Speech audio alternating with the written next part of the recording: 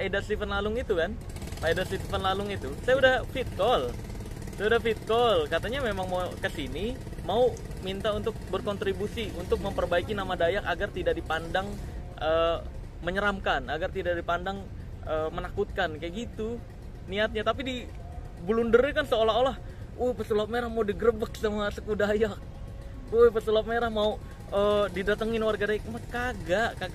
Kagak ada mau kekerasan gitu, nggak ada. Itu mau pelintiran drama-drama yang dibuat sama berita doang.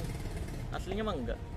Karena video saya yang ngebahas fitnahan terhadap saya dan Ibu Ida Dayak, seolah-olah saya menyudutkan Ibu Ida Dayak, itu di akhir videonya saya mengutarakan komentar-komentar pecinta pembodohan dan pecinta perdukunan yang bilang kayak gini. Biasanya di kolom komentar, datang lu sini ke Kalimantan, datang lu sini ke Dayak kalau mau ngebuktiin santet, kalau mau ngebuktiin kiriman, guna-guna. Waduh. Ya udah, saya bilang di video saya tersebut, ya udah arahkan ke dukun mana saya harus pembuktian. Ongkosin saya ke sana, kalau saya berhasil ngebongkar rahasianya, ongkos saya nggak balikin. Tapi kalau saya nggak berhasil ngebongkar, ongkos saya balikin 10 kali lipat gitu.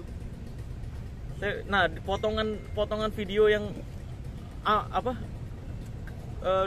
arahkan saya ke dukun mana itu dipotong, seolah-olah saya jadi nantangin doang tuh. Datang lu sini ke dukun Kalimantan, datang lu sini ke Dayak, itu dipotong jadi seolah-olah nantangin Kalimantan dan Dayak. Padahal yang saya tantangin dukun, mau dari dukun Kalimantan, dukun Banyuwangi, dukun Bali, dukun manapun mau ngebuktiin santet, I'm ready. Dan saya udah tanyakan ke Pak Eda Stephen Lalung tentang di Dayak tuh sebenarnya ada santet atau guna-guna nggak? Karena di Jabodetabek banyak dukun berkedoknya Dayak, berkedok orang Kalimantan, pakai foto profil kostumnya Dayak, tapi faktanya dia jualan santet, guna-guna dan sebagainya.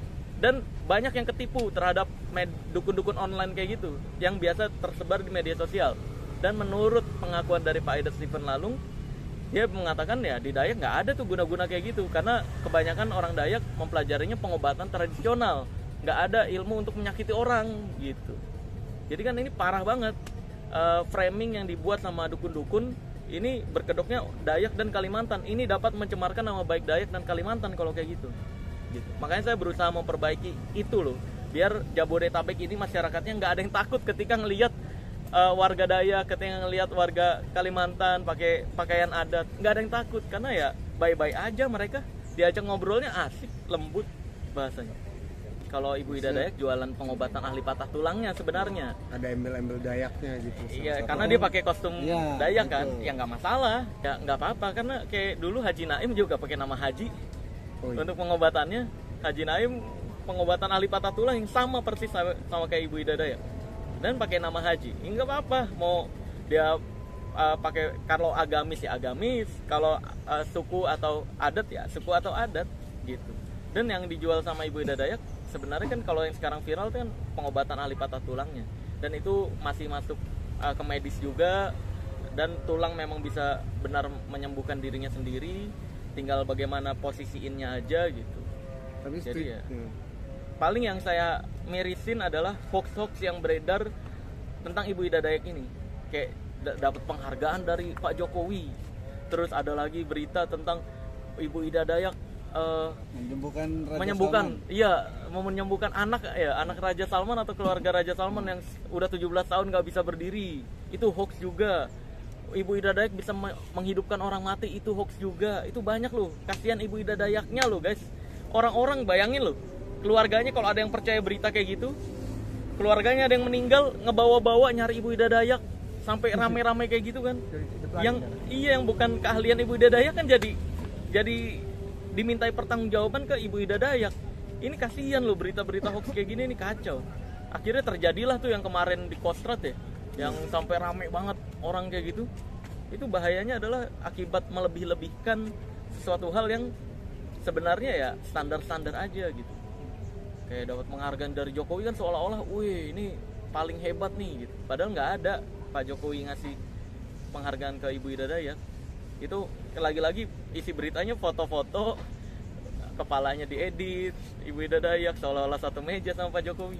Kok aneh aja ada yang percaya kayak gitu, ya Allah Akbar. Iya, membersihkan nama Ibu Ida Dayak agar Ibu Ida Dayak ini tidak menerima permintaan tanggung jawab dari hal yang dia tidak kuasai loh. Kayak misalkan bayangin kalau saya diberitain, wah pesulap merah bisa menghidupkan orang mati. Kan orang-orang pada kalau yang percaya tuh pada nyari ke saya tuh. Nanti keluarganya ada yang mati, manggil saya gitu, berusaha. Ini kan mengganggu hidup saya pribadi. Begitupun Ibu Ida Dayak, saya yakin terganggu tuh kehidupannya karena berita-berita hoax kayak gitu. Jadi privasinya nggak terjaga juga, jadi banyak harapan-harapan yang di luar keahliannya gitu. Kasihan Ibu Ida Dayak. Bahkan sampai Ibu Ida Dayak menyatakan di video channel YouTube aslinya, ofisialnya, apa ya nama channel saya lupa, ada 2 channelnya.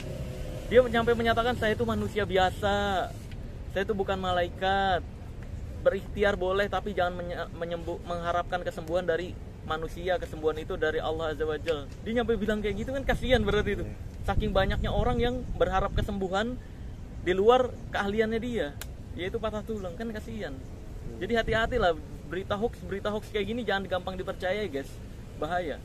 Setahu saya Ibu Ida Dayak itu tidak menarifkan, sehingga bisa memberi harapan baru, harapan kesembuhan baru untuk masyarakat yang kebetulan mungkin ada penyakit patah tulang atau saraf gitu kan, bisa ke Ibu Ida Dayak. Mungkin kalau medis kurang efektif kan bisa ke alternatif.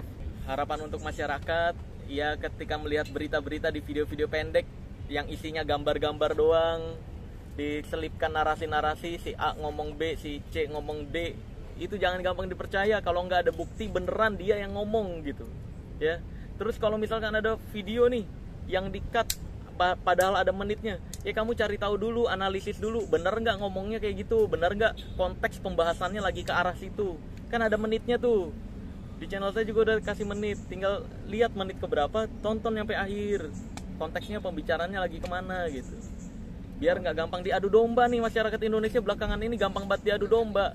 Bineka Tunggal Ika kita mulai mau dihancurkan nih, padahal Bineka Tunggal Ika kan artinya berbeda-beda tapi tetap satu jua nih, tapi mulai diadu domba dan dihancurkan nih, kacau.